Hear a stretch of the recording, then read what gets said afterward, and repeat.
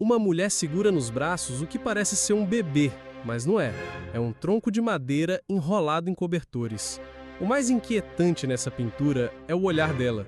Parece alguém que passou por algo terrível, com a mente meio ausente. Talvez seja por isso que o artista chamou a obra de A Lunática. A pintura foi feita em 1871 e desde então deixa todo mundo intrigado. Será que ela é uma mãe que perdeu o filho ou uma mulher que nunca teve filhos, mas sempre sonhou em ter?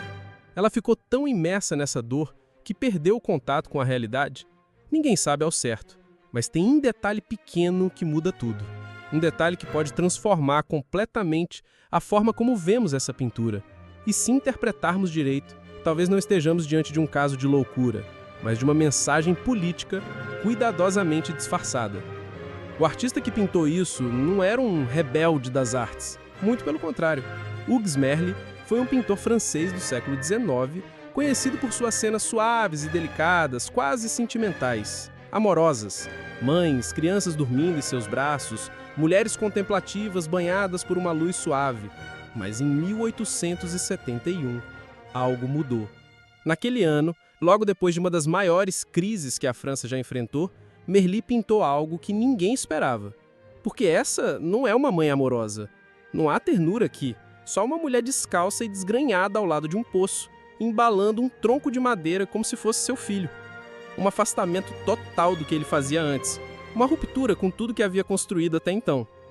Hoje, essa pintura está pendurada no Museu de Arte Chrysler, na Virgínia, e embora tenha passado anos esquecida em coleções particulares, cada vez mais especialistas começam a concordar. A Lunática de Étretat não é só uma anomalia na carreira de Merli, é a pintura mais sombria, mais emocional e talvez a mais poderosa que ele já fez. A pergunta que você provavelmente está se fazendo é: essa mulher realmente existiu? Porque Merli não a colocou num cenário imaginário, ele a colocou em Étretat, uma cidade real no norte da França. Uma vila costeira famosa por suas falésias brancas, seus céus cinzentos e por ter inspirado dezenas de pintores, incluindo Monet. Então por que colocar uma mulher desequilibrada justamente ali? A gente não sabe ao certo, mas o que fica claro é que cada pedacinho dessa pintura parece feito de propósito para te deixar desconfortável. Vamos começar pelo óbvio. A mulher está sentada na beirada de um poço, descalça, as roupas estão rasgadas, o cabelo solto e bagunçado, como se ninguém tivesse tocado nele há dias. Mas o que mais chama a atenção é o que ela está segurando nos braços. Um tronco de madeira enrolado em cobertores. Ela até colocou um bonezinho, como se fosse um recém-nascido. Ela o embala, o protege como se aquele pedaço de madeira pudesse se quebrar a qualquer momento. Agora olha nos olhos dela. Olha bem. Ela não está chorando, não está gritando. Ela só te encara fixamente. Como se você fosse um intruso. Como se soubesse que está sendo observada e não tivesse mais nada a perder. Esse olhar é a parte mais perturbadora da pintura. O branco dos olhos dela está bem visível por baixo da íris. No Japão, isso é conhecido como sanpaku, quando o branco dos olhos aparece acima ou abaixo da pupila. Dizem que isso indica desequilíbrio interno, um mau presságio. E aqui, Merli usa isso de propósito, porque tudo no corpo dela mostra tensão. Os nós dos dedos cerrados, as veias saltadas, os pés sujos, os músculos tensos, como se estivesse prestes a levantar e sair correndo, como se medo e raiva morassem nela ao mesmo tempo.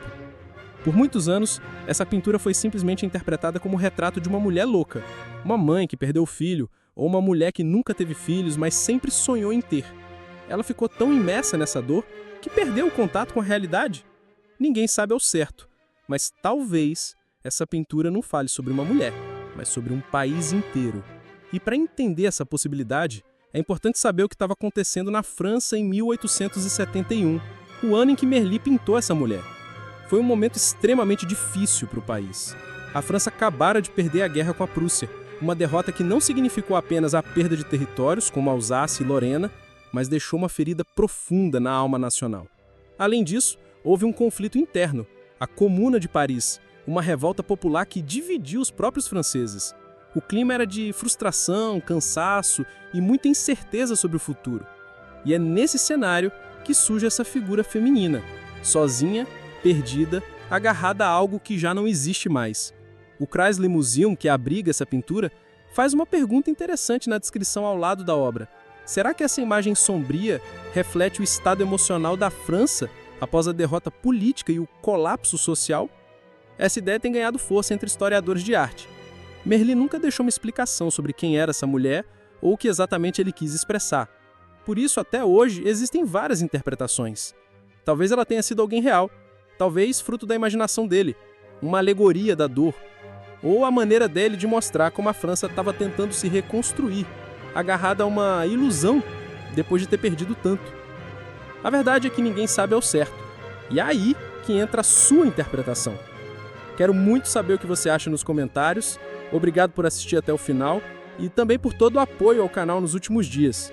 Em menos de uma semana, a nossa conta no Instagram cresceu mais de 25 mil seguidores. Tenho postado ainda mais conteúdo por lá, então dá uma passada se quiser continuar explorando a história por trás da arte.